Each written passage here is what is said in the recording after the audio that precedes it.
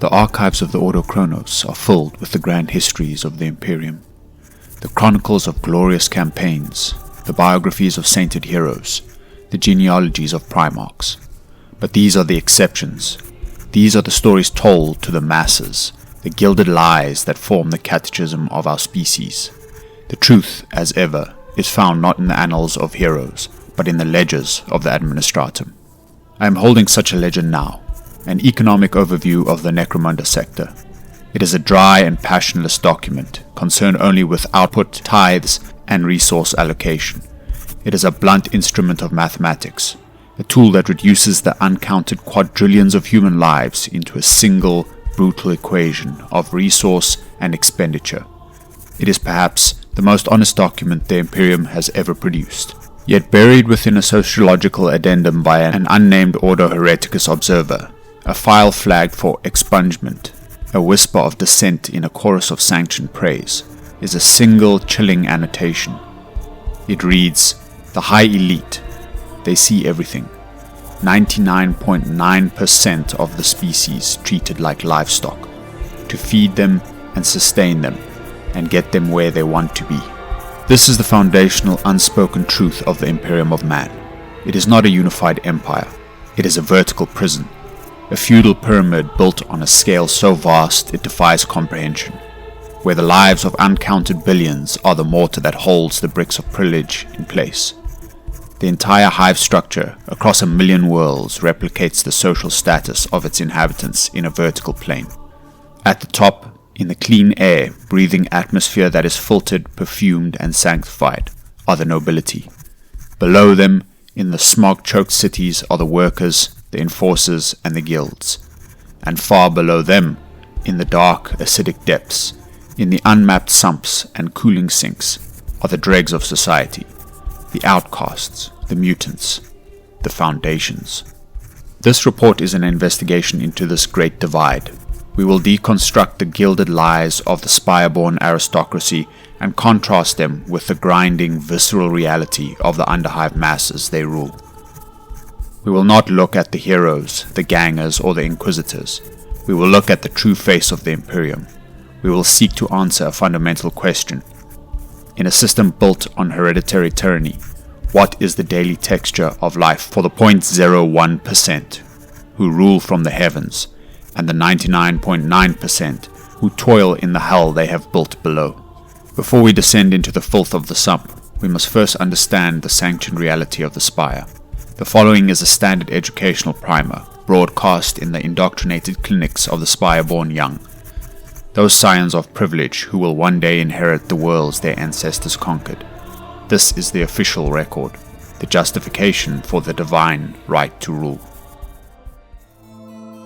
Attend, children of the bloodline. You are the inheritors of the Imperium.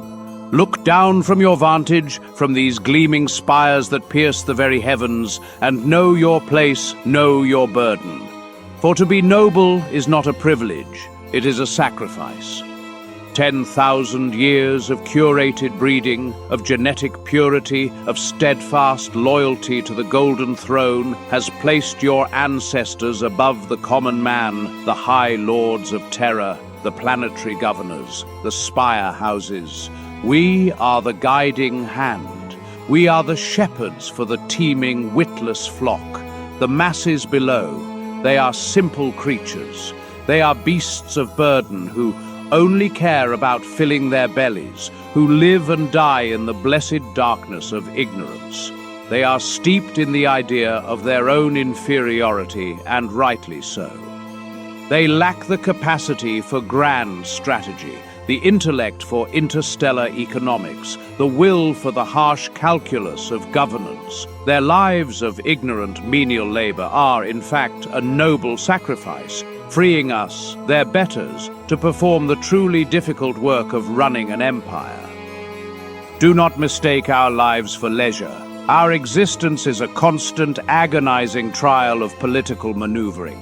We engage in twisting little intrigues, endless subtle wars of influence, blackmail, and yes, assassination, all to maintain the delicate balance of power that keeps the hive from consuming itself. We must form alliances, propose marriages, and cement business ventures at lavish devotional banquets, all while fending off the plots of our rivals. This is a burden the simple mind of a Hiver could not possibly comprehend. Consider the weight of our decisions. We must be fractious, petty, and cruel to survive in the political arena, for any weakness would be exploited by our rivals, to the detriment of the entire planet. Our decadent displays, the gold-leafed marble, the jewel-encrusted walls, the armies of servants, the desks that could feed an underhive settlement for a decade, these are not for our pleasure. They are a necessary performance of power, a vital projection of stability and strength to reassure the masses that their masters are in absolute control. If they were to see us as weak, as frugal, as human, the entire structure would collapse into anarchy. We are the apex princes. Our very lifestyles are a form of governance. We are excused from the same laws and judgment as everyone else, because we are the law. We are the living embodiment of the Emperor's will, and our judgment is his judgment. This is why we live for centuries, sustained by wheezing augments and rejuvenate treatments. It is not for our own vanity, but to provide the stable, continuous leadership that the short-lived, chaotic masses so desperately require. And what of the violence below? The endless gang wars, the criminal enterprises, the squalor. It is all part of the grand design. We, in our wisdom, understand that the underclass requires an outlet for its base, primitive urges. On worlds like Necromunda, we sanction these house hostility accords to allow the clan houses to wage their petty proxy wars. This conflict is a mandatory and healthy function of the Hive. It is a pressure valve, a pastime that keeps the masses pliable and reduces their consumption of resources. It allows them to expend their energies fighting each other, rather than uniting to threaten the vital work of the Spire. The structure is divine. The structure is necessary. They toil so that we may rule. We rule so that they may toil. This is the feudal contract. This is the Emperor's will. You are the apex of humanity. Do not pity the masses, for they are blessed to live in ignorance, their lives simple and their purpose clear. You, child of the blood, are cursed with the terrible, glorious burden of thought. Now, attend to your studies. The fate of this world depends on it. This is the official history, a story of a symbiotic, necessary hierarchy, a narrative of selfless burden and benevolent control. It is a lie so pervasive, so deeply ingrained in the very architecture of the Hive, that to question it is to question reality itself. To find the truth, we must descend. We must pass through the wall, the massive adamantium barrier that separates the spire from the world below. We must fall miles into the perpetual toxic twilight, into the filth, the noise, and the suffering, into the lived grim dark. Our subject is designated Drudge 774-Kale. He has no other name. He is a third-generation menial serf, indentured to the waste reclamation yards of House Cawdor, in the underhive of Hive Primus. His existence is a single repeated cycle, dictated by the chimes of the great horologium. He is a non-heroic individual. He is a statistic. He is one of the livestock who toils below. His world is a prison of rockcrete, rust, and refuse. The chime. A high-pitched grinding screech from the voxcaster in the tunnel. The wake-up chime, always the same. It hurts the teeth. I open my eyes. The ceiling is 6 inches from my face. It's damp. I can feel the cold moisture on my forehead. Something is dripping, always dripping. A steady pluck, pluck, pluck, from somewhere in the dark. It's the sound of the hive weeping. I slide out of the pod. The air is wet. It tastes like metal and rot. The corpse fungus smell is strong today. A thick, sweet, mushroomy smell that coats the back of the throat. That means the filters in the main shaft are failing again. Or maybe the corpse guild missed a pickup. It doesn't matter. The air is the air. I pull on my boots. The synth leather is cracked and stiff, still damp from yesterday's. No, the cycles before that. Sludge. My feet are still raw from the last cycle. The skin is pale and split. My shiftmate, Paul, is still in his pod. He's not moving. I listen. I hear the drip. I hear the cavern breathing, the soft collective sigh and rustle of 60 other drudges waking. But I don't hear Paul. He's still asleep. Or he's dead. I don't check. Not my function. If he doesn't report, the overseer will send a servitor to drag him out. He'll either be beaten or recycled. Either way, the pod will be empty by next chime. Maybe I'll get his boots. His look newer. I feel a small, cold worm of shame. I crush it. Shame is a luxury. Boots are not. I move to my small locker. A dented, rusty metal box. My tools, my mask. The mask is the most important thing. It's my life. I pull it out. The rubber is perished, cracked like old skin at the seams. I check the seals. They are old. The filter is clogged with green-tinged filth. The corpse fungus has grown over the intake, a pale, fuzzy carpet. I scrape the corpse fungus off with my thumb, wiping the slime on my trousers. It smells like sour milk. I pull my knife, a small, rusty bit of metal I use for maintenance, and I start to pick the filth out of the filter's mesh. It's a delicate, agonizing ritual. I have to get the gunk out, but I can't damage the mesh. The mesh is all that stands between me and the acidic atmosphere of the reclamation pit.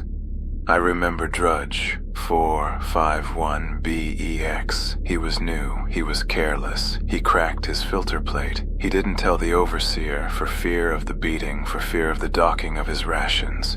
He thought he could tough it out. I watched him. We all did. It took 20 minutes.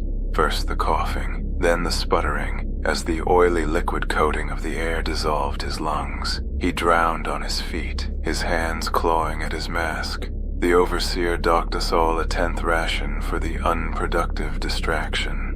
I am very careful with my filter. I scrape. The knife makes a small grating sound. Scrape, scrape, scrape. I blow through it. A little air gets through. A thin whistling sound. It's not good. It's not enough. But it's good enough. If it fails, I'll drown. But that's a problem for later. My function now is to report to the refectory. The refectory is a long, loud hall. The constant clamor of the ventilation fans makes the floor vibrate. A deep, bone-juddering thrum that you feel in your teeth. The line moves slow. Hundreds of us. All in the same gray, stained overalls. All with the same dead eyes. No one speaks. There is nothing to say. The air is too loud for talk, and talk is inefficient. The auto chef, a sputtering ancient machine coated in centuries of grime and sanctified with purity seals, dispenses the nutrient gruel, a servitor, its face a blank, sagging mask of flesh, stirs the vat with a metal paddle. The gruel is a gray, lumpy paste. It smells sour. I see one of the Iraqian bile fly larvae, pale and wriggling, float to the surface of the vat. The servitor's paddle crushes it. The larva's fluids mix with the gray. I don't care. I scoop it out. Extra protein. The gruel is hot. It tastes like ash and rust. And something else. A chemical tang. The memory of soap. It fills the belly. That is its function. I eat, standing. There are no seats. Seats are inefficient. I finish. I drop the bowl into the reclamation sluice. It will be washed, or melted. It doesn't matter. I join the procession, the long march to the lift. The cycle has begun. The lift cage is a box of rusted iron. It's meant for 50. The overseer, a bulky man in chipped flak armor, shoves 70 of us in. His shock maul crackles, "Pack it in, filth!" He screams, his voice tinny over the vox. We are packed tight, flesh against flesh. The funk of hundreds of unwashed bodies, a solid wall of smell, the sour water smell of our clothes, the coppery tang of fear. It's a single, breathing, miserable beast. The cage drops. It doesn't descend. It drops. A stomach-lurching lurch. The metal screeches, a high-pitched tearing sound, like a dying god. The metal groans. It always groans. We are packed so tight, if one of us fainted, they wouldn't fall. We are held up by the press of bodies. I close my eyes. I think of the cable, a single, ancient, frayed cable, holding 70 lives.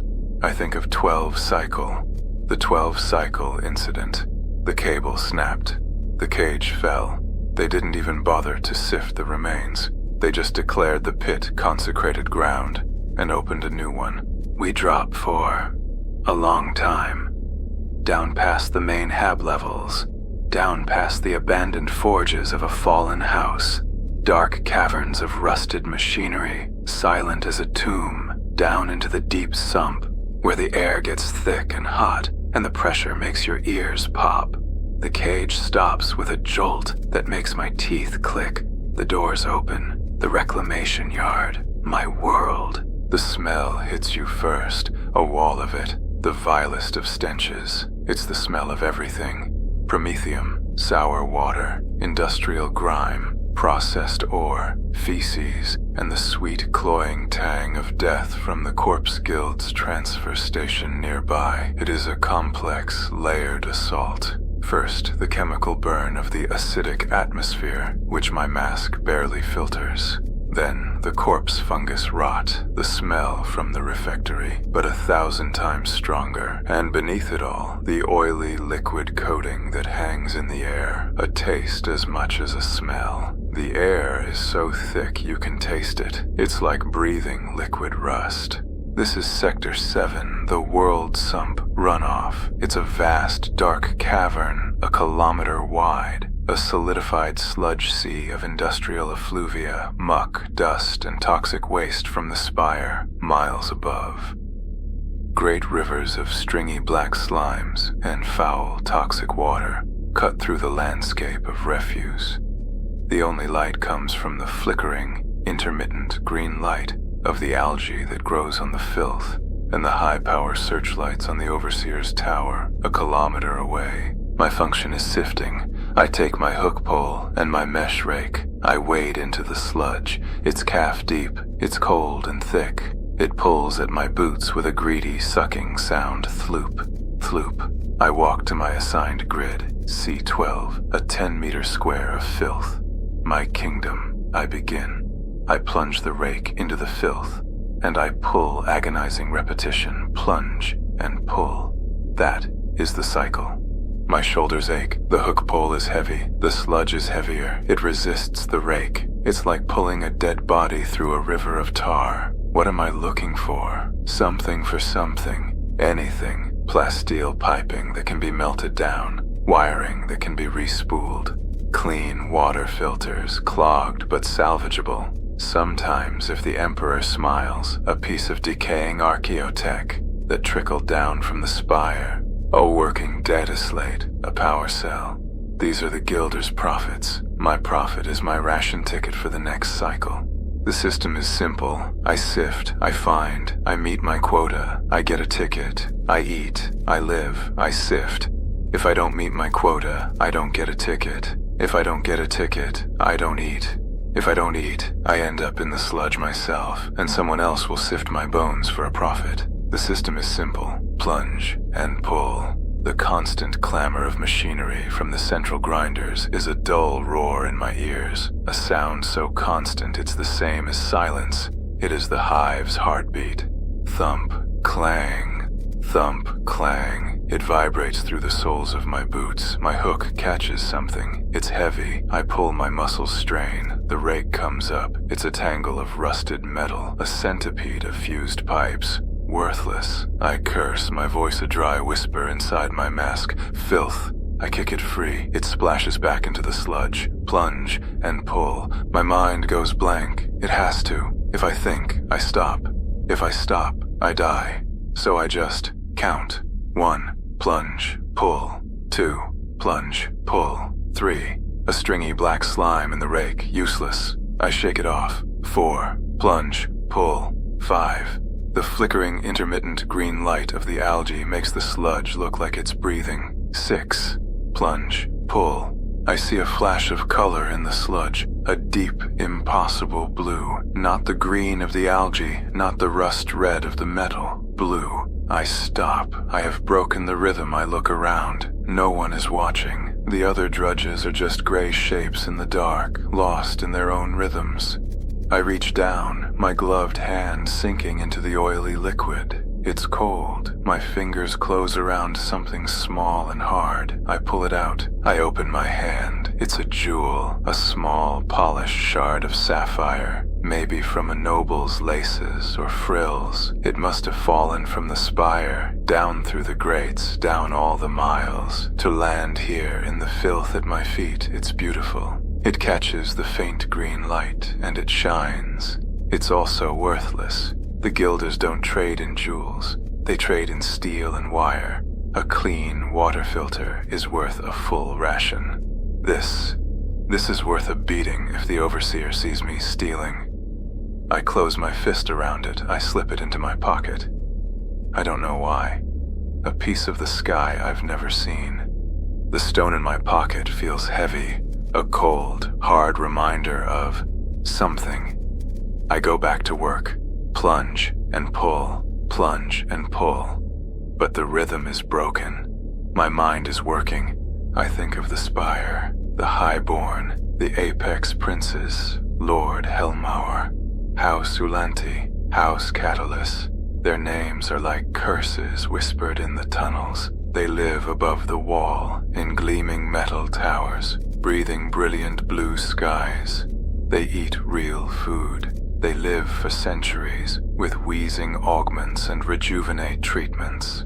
They are gods, and we are the livestock that feeds them. 99.9%.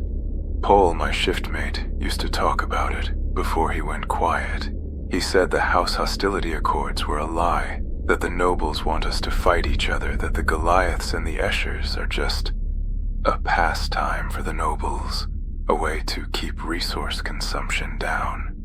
He said that if all the Drudges, all the Hivers, all the Gangers ever stopped fighting each other and looked up, we could tear the Spire down in a single cycle. Paul was a fool. He talked too much. That's why he's not in his pod today. Talk is inefficient. Talk is death. Plunge and pull, plunge and stop. The hook pole is snagged. It's stuck fast. I yank, but it won't budge. A cold dread, colder than the sludge, floods my stomach. The agonizing repetition has jammed the mechanism. The sifting claws are caked with a stringy black slime and something else. Strands of hair long, black hair, matted with filth. I sigh. This is bad. A jammed tool is a non-functional tool. A non-functional worker gets no ration ticket. I sit on a mound of solid refuse out of the main sludge flow. I pull out my maintenance kit, a rusty knife, a small wrench with teeth missing, a vial of greasy lubricant. I begin the ritual. I have to unbolt the claw housing. The bolt is rusted shut, fused with grime. I put my weight into the wrench. It won't turn, I curse. My voice a dry whisper inside my mask. Slag. I brace my feet on the junk pile. I pull again. The wrench slips. The metal edge slices through my glove, across my knuckles. Blood, dark red, almost black in the green, fungal light. It wells up, mixing with the oily liquid on my glove. It stings, a sharp chemical pain. It doesn't matter. Pain is a luxury. I wipe the blood on my trousers. I grip the wrench again, my hand slipping in my own blood. I pull. The bolt groans, scrapes, and, with a sound like a breaking tooth, turns. I spend the next, I don't know. Time is measured in chimes, and the chime is far away. I spend a long time cleaning the claws, pulling out the matted hair. It is human hair. someone's daughter, someone's mother, now just filth. A clog in the machine. I scrape the stringy black slimes. The vilest of stenches rises, but my mask filter holds barely. I can taste the rot. My stomach churns. I swallow the bile. I finally rebolt the housing. My hands are shaking. The cut is throbbing. I test the mechanism, plunge and pull. It works. I have lost an hour of sifting, maybe more. I will be behind quota. I will be on half ration. I will have to work faster. I will have to work into the next chime if the overseer allows it. The hunger is a cold, familiar fear. I stand up, ready to get back into the sludge, and I see him. A figure emerging from the swirling mist that always hangs over the waste pits. He's not a worker. He's not an overseer. He's clad in bartered or stolen combat rigs and flak armor. He carries a massive jury-rigged auto gun. He smells of industrial grime, processed ore, and narcotic sweat.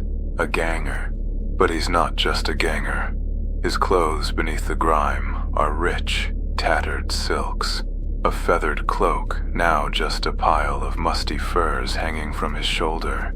His face is sallow, his augments are wheezing. A low, wet, bubbling sound like my mask filter on a bad day. It's a fallen noble, one of the criminal nobles who lost the political game in the Spire and fell, all the way down to the sump. He leads a small family of killers, thieves, their faces just as desperate as his. He sees me. His eyes, pale and crazed, lock onto mine. He is a ghost, a reminder that even the gods can fall. He looks at me, a piece of livestock. He sees my hook pole. He sees the small, pitiful pile of salvage I've collected. He smiles, his teeth rotten. Tithes, Drudge, he hisses, his voice a wet gurgle from his wheezing augments. He cocks his autogun. The sound is impossibly loud in the cavern. I don't move. I don't speak. My heart is a cold, dead stone in my chest. This is the law of the Underhive, the law that is not the Lex, the law of the gun. He is strong. I am weak. He will take my salvage. I will not meet my quota. I will not get my ration ticket. I will die. The system is simple. I look at him, at his tattered silks, at his wheezing augments that are failing in the toxic air. He is desperate, just like me. I slowly, deliberately nod towards my small pile of scrap. Take it, I whisper, my voice dry.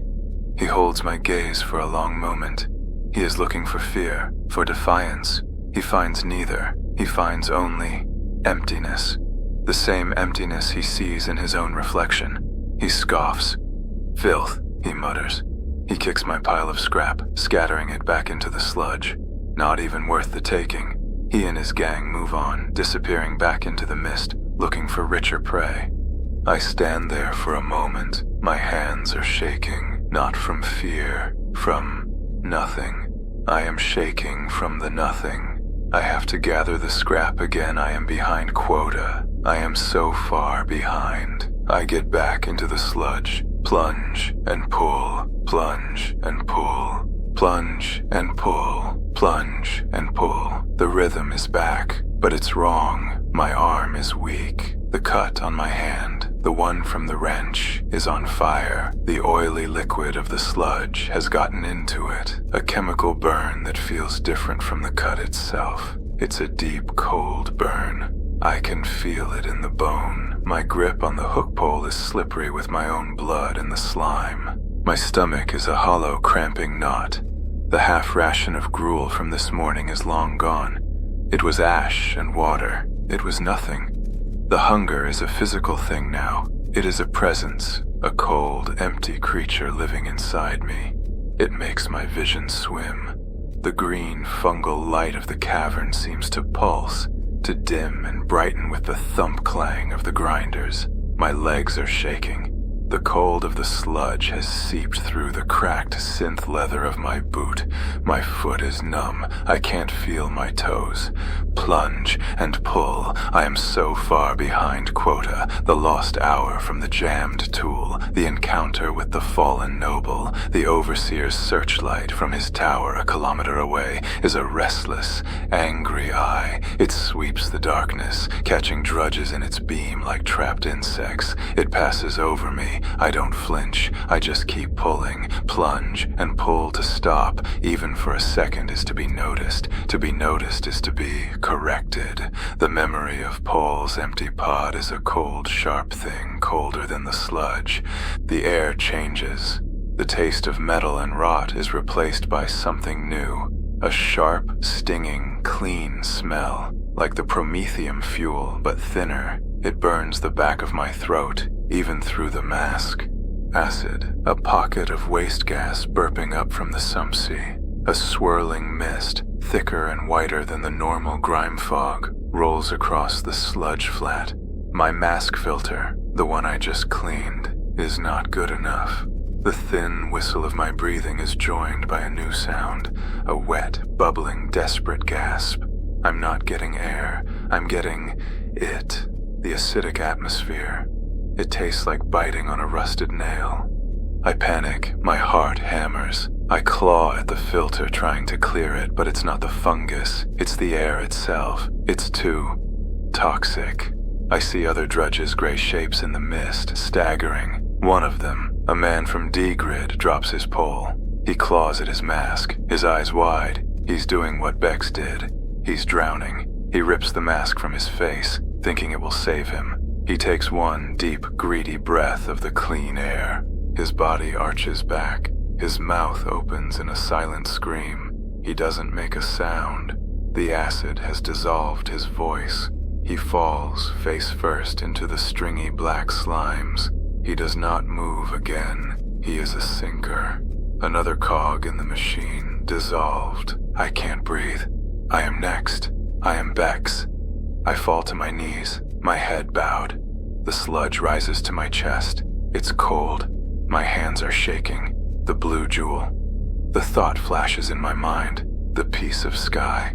I am going to die in the filth, clutching a worthless piece of the world above.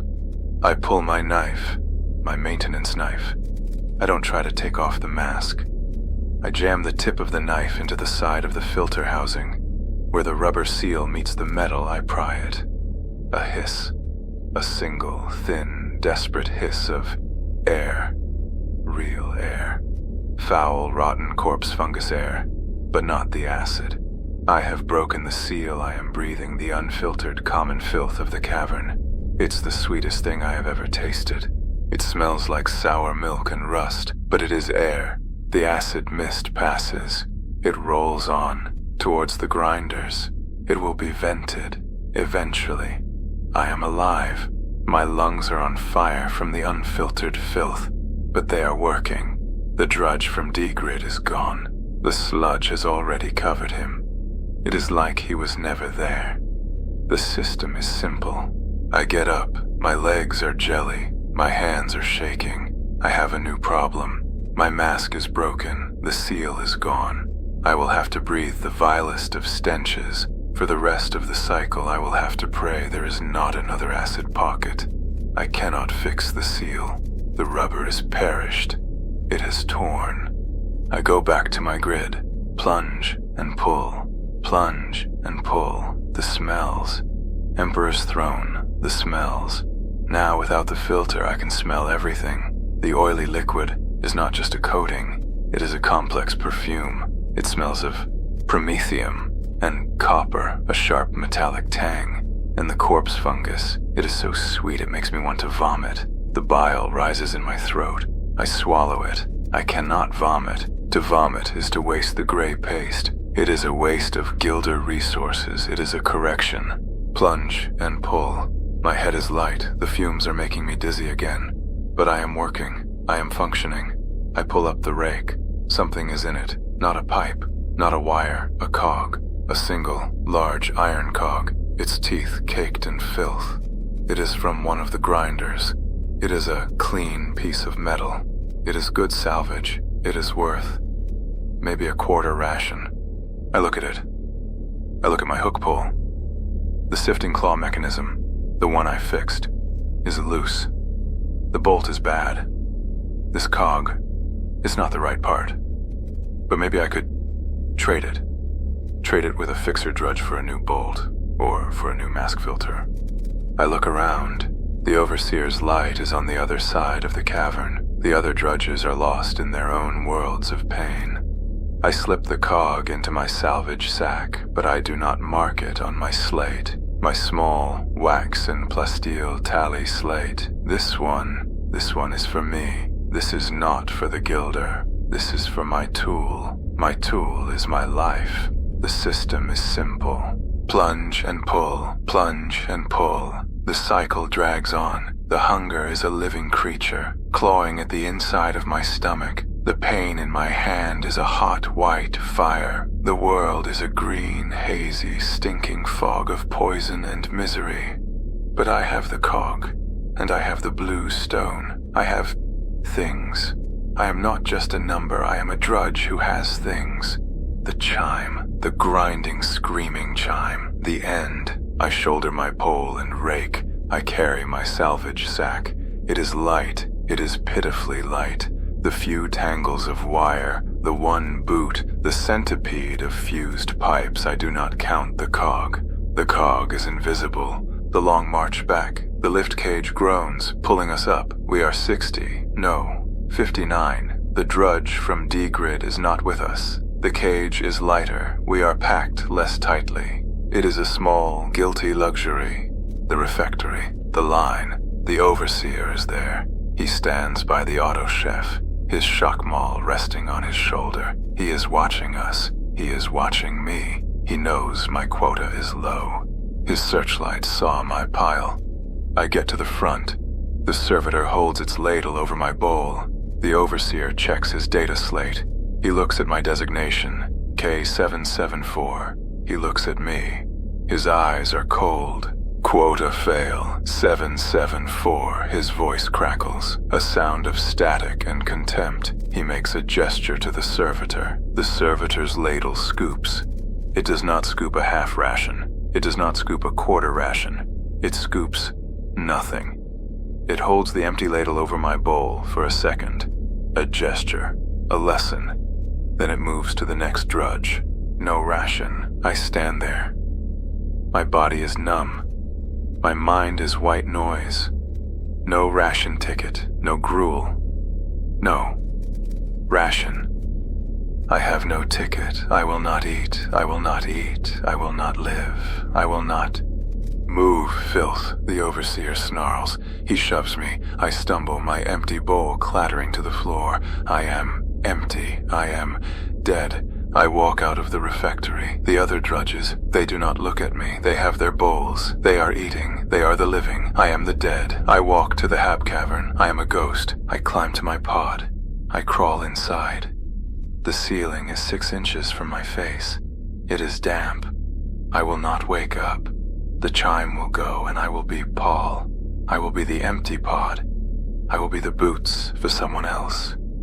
My hand, it is in my pocket. It is clutching the cog, the iron cog. It is heavy, it is real. I pull it out. I hold it in the dark. It is something. It is worth something. I can trade it, not for a tool part, for food. I can go back to the sump market by the green fungus. Find a ganger, a rat skin trader. Trade the cog for a piece of fungus, a fat rat steak something. I crawl out of my pod. My legs are shaking. The hunger is a void that is pulling me apart. I climb down. I go back into the tunnels, back into the dark. I am not dead. Not yet. I have the cog. I have salvage. I am a sifter. I will sift. I will survive. The system is simple. I am on my hands and knees in the corridor. The hunger is a black pit, a void that is pulling my thoughts into it. My limbs are shaking. Not just the shaking from the work. This is a deep, palsied tremor that starts in my belly. The half ration from yesterday, the nothing from today. It is not enough. The machine is running out of fuel. I climb down the rungs of the hab stack. My feet are numb. My bloody hand, the one I cut, is a swollen claw. The skin is hot and tight. It feels puffy. Infection. Another word I have learned to fear. But the infection is a slow death. The hunger is a fast one. I move through the tunnels. This is forbidden. The rest cycle is for resting. To be unproductive in the hab is one thing. To be wandering is another. It is a sign of descent. Of thought. It is a reason for a correction. But the overseers are in their own cots, glutted on their full ration paste and cheap amasec. They do not walk these tunnels in the dark. This is the sump market, though it has no name.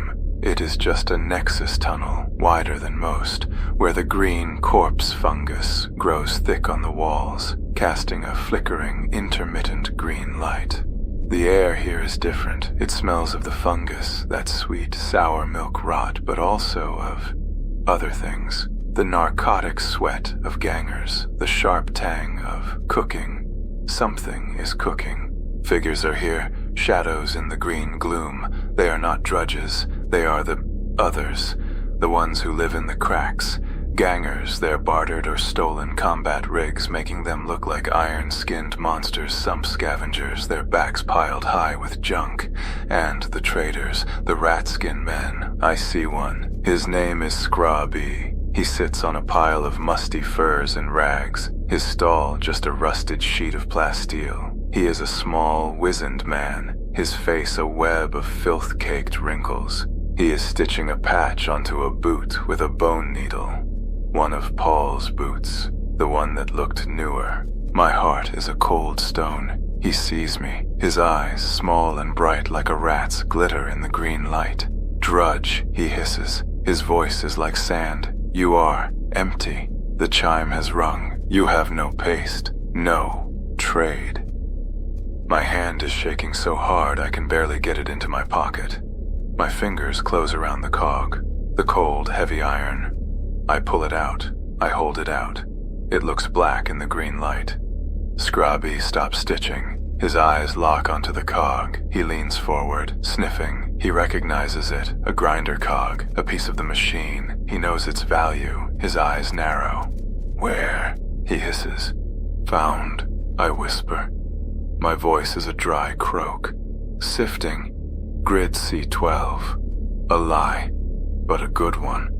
A good find, Scrabby whispers, his eyes gleaming. He is calculating. He sees my shaking hands. He sees the empty look in my eyes. He smells the hunger on me. He knows I am desperate. He knows I have no choice. It is flawed, he says, pointing a dirty, broken-nailed finger at it. A crack. See? There is no crack. Worth little. A quarter ration. The hunger is screaming. A quarter ration is nothing. It is a handful of paste. It will not get me through the next cycle. No, I say, my voice trembling. A new filter. For my mask. Scrabby laughs. A dry, hacking cackle that sounds like his lungs are full of rust. A filter? For this junk. A filter is life, Drudge. This. He taps the cog. This is scrap. Quarter ration. Or nothing. Go. Die. Your pod will be full by next chime. He is right. The system is simple. He is the strong one. I am the weak one. I am the one with the empty stomach. Food, I whisper. The word is a surrender, not paste. Food. His eyes gleam again. The food is a different currency. Meat.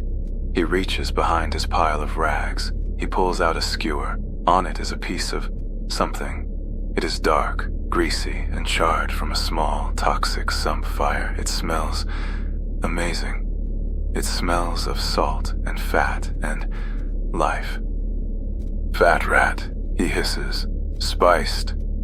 It is the most beautiful thing I have ever seen. It is worth more than the cog. We both know it. But he wants the cog. He wants the leverage. He wants the win. He holds out the skewer. I hold out the cog. We trade. My shaking hand takes the rat skewer. His claw-like hand snatches the cog. The cog disappears into his rags. It is gone. The deal is done. I turn. I do not run. I walk. I walk away from the green light into the deep, wet darkness of a side tunnel. I am waiting for the knife in my back, for him to take the rat stake and the cog. But it does not come. A trade is a trade. The law of the sump. I find a small dark alcove, a place where the stringy black slimes are weeping from a pipe. I sit. I am alone. I have my mask off. The air is thick with the vilest of stenches, but I do not care. I have the skewer. The taste is, it is a bomb. It is not the taste of ash and chemicals. It is salt. It is smoke. It is fat. It is so strong it makes my eyes water. The meat is tough, stringy, but I tear at it with my teeth. I am not a drudge. I am not a component. I am an animal. I am a beast in a cave eating his kill. The grease runs down my chin. The spices are just promethium soot and black mold. But they are flavor. It is a flavor. My stomach, hollow and cramping, clenches in protest, then accepts. The meat hits the bottom of the void. A small, warm, living coal in the cold, empty dark. I eat it all. I eat it too fast. I gnaw on the skewer, the wood itself, trying to get the last of the taste. It is gone. The void is not full, but it is not a void. It is quiet. The hunger is not screaming. It is sleeping. I sit in the dark for a long time. The energy from the meat is a warm, tingling feeling in my limbs. It is a lie. It is a temporary fuel. But it is mine. I bought it. I earned it. I stole it. I stole the cog from the gilder. I traded it. I ate. I have beaten them. Just for this cycle. Just for this one small, greasy piece of meat. I stand up. My legs are stronger. I walk back to the Hab cavern. The cut on my hand is still throbbing. My foot is still numb. My back is still a map of pain, but I am walking. I climb the rungs. I crawl into my pod. The ceiling is 6 inches from my face. It is damp. I do not care. I am full. Full is a word I have not used. I do not know when. My hand goes into my other pocket, the pocket with the blue stone. I pull it out. I hold it in the dark. I do not need a crack of light. I know it is blue. I know it is real. The chime will come. The overseer will be there. The quota will be too high. The sludge will be too cold. The air will be too toxic. My mask is broken. I will probably die. Maybe tomorrow. Maybe the next cycle. But not tonight. Tonight I ate. Tonight I am a man who has things. I have a full belly, and I have a piece of the sky. I close my eyes. I am not Paul. I am not Bex. I am not the sinker from D-Grid. I am Kale. I am alive. I will wait for the chime. We return to the official record, the voice of the Spire. It spoke of a divine order, a great chain of being. It told us that the Highborn are shepherds, sacrificing themselves to the terrible, glorious burden of thought, so that the teeming, witless flock below may live in a blessed darkness of ignorance. It is a beautiful story, a story of a feudal contract, of a noble sacrifice, freely given by the masses. It is a lie. It is a lie so vast, so profound, that it has been made manifest in 5-mile-high walls of adamantium.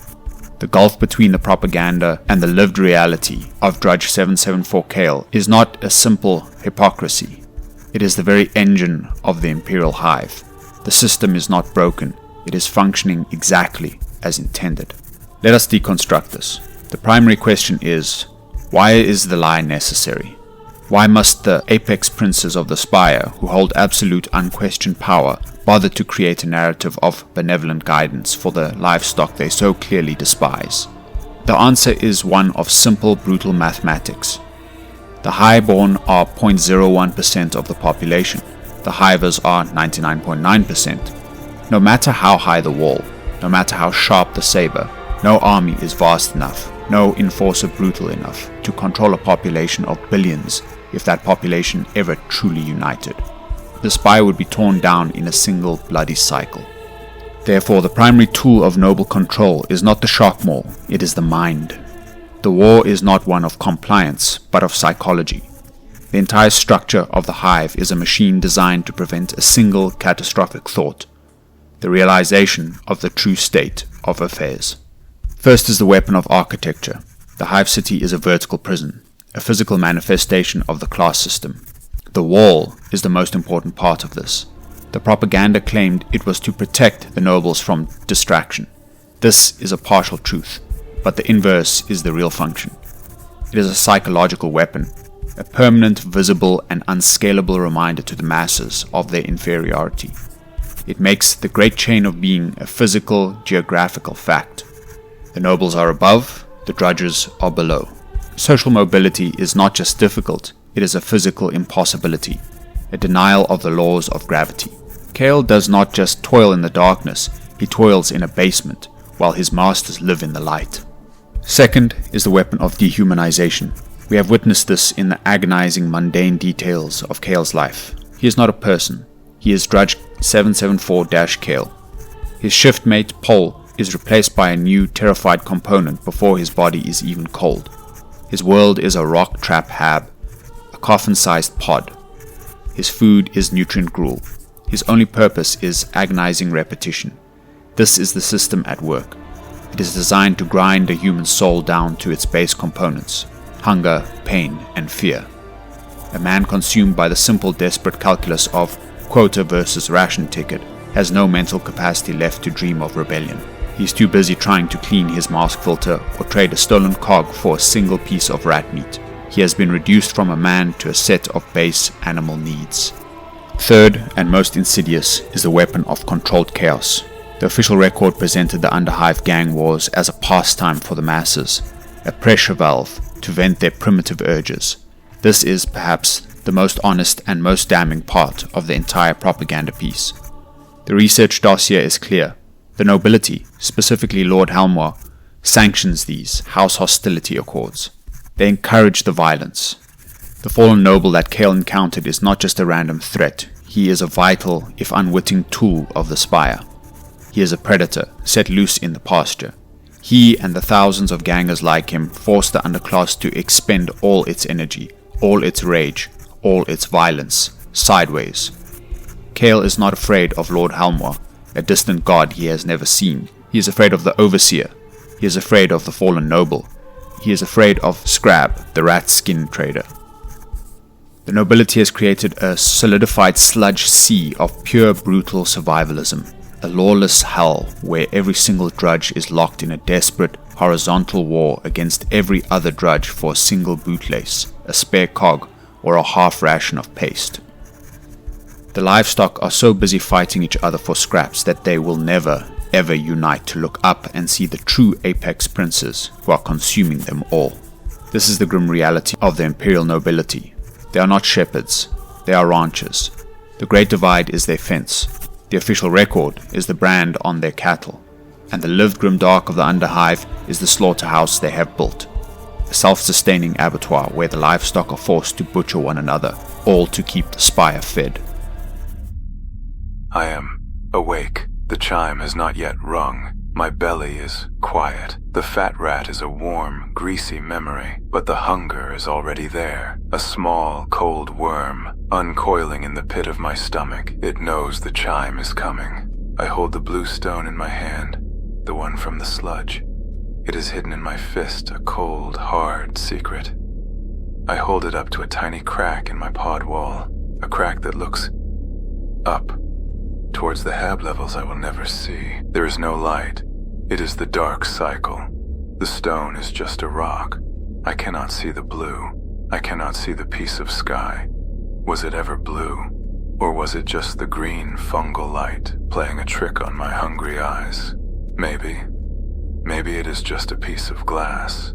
A worthless piece of filth. Like me. My hand closes around it. It doesn't matter. It is mine. My cut throbs. My broken mask is in the locker. The cog is gone. The rat is gone. The chime is coming. The new woman, the one in Paul's pod. I can hear her. She is coughing. A wet, hacking sound that has the sound of drowning in it. The sound of Bex. She will not last the cycle. The pod will be empty again. The system is simple. Plunge and pull. We began this report with a question. In a system built on hereditary tyranny, what is the daily texture of life for the 0.01% who rule from the heavens, and the 99.9% who toil in the hell they have built below? The archives and the lived-in testimony of Drudge 774-Kale have provided the answer. For the Highborn, the apex princes of the Spire, the texture of life is one of corrosive isolation. It is the feel of gold-leafed marble, the taste of alien wines, and the heavy florid perfumes that fail to mask the wheezing augments holding their ancient decaying bodies together. Their existence is a pathetic self-aggrandizement, a desperate, fractious, petty, and cruel performance of power, not to control the masses, but to convince themselves that their lives have meaning. They are prisoners of a political game so total it has become their entire reality. Their souls rotted by decadence and miserable obsession, so terrified of losing their status that they have become inhuman. For the Hiver, the livestock of the sump, the texture of life is all-consuming misery. It is the vilest of stenches, the taste of ash and rust, the constant deafening clamor of machinery, and the wet sucking of the sludge pit. It is the sting of acidic atmosphere in the lungs, the throb of an infected bloody hand, and the hollow, cramping ache of perpetual starvation. It is a life reduced to a single agonizing repetition, a desperate, animal-level calculus of survival, where the greatest possible victory is a single piece of charred rat meat, and the greatest treasure is a worthless, stolen cog. The Great Divide is not a flaw in the Imperial system, it is the design. The propaganda and the reality are not a contradiction, they are a cause and effect. The two are locked in grotesque, parasitic symbiosis. The Highborn are not shepherds, they are ranchers. The underhive is their slaughterhouse. The livestock are not just their workers, they are their entertainment. The sanctioned gang wars, the house hostility accords, are the apex of their cruelty. A pastime engineered to keep the 99.9% so terrified of each other, so locked in a horizontal war for scraps, that they will never ever look up. The Spire does not rest on the hive, it feeds on it. The suffering of Kale is the direct and necessary fuel for the opulence of the noble. The entire imperial machine on this world and a million others is not a glorious crusade. It is a stagnant, rotting feudal pyramid designed for no other purpose than to funnel the life, the labor, the blood, and the very souls of a quadrillion Kales to the 0.01% at the top, allowing them to continue their pointless, decadent, and living death. The structure is divine. The structure is necessary. They toil so that we may rule. We rule so that they may toil. This is the feudal contract. This is the Emperor's will. My report is concluded. The dossier will be sealed under penalty of heresy. You may append your own approved commentary to the record below. The Ordo Chronos is ever watchful.